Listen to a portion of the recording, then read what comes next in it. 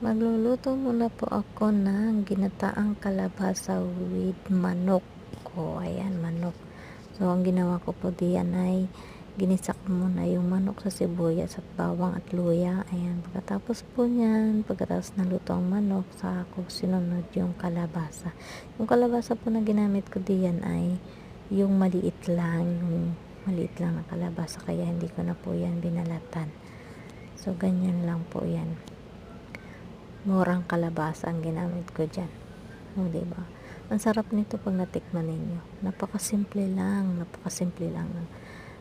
ng ulam. Pwede na yan. Basta marunong ka magluto. Marunong ka madiskarte ka sa buhay. Mabubuhay ka. O, diba? Grabe, ang sarap nito. Napakasimple lang, pero ulam na. Diba?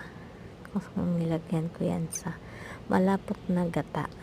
Ayan, yung nilagay ko po dyan ay gata na malapot. So, ayan guys, pag natikman nyo, ang sarap nyan.